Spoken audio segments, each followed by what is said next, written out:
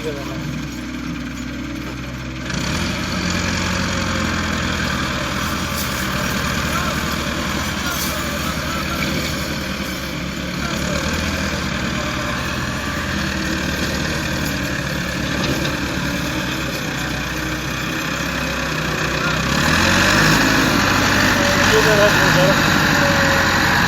पसाब लगे जी बड़ी है तक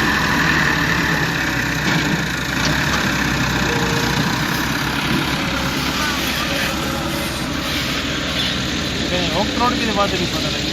हाँ अच्छा समझते हैं। फिर जवान ऑक्ट्रॉन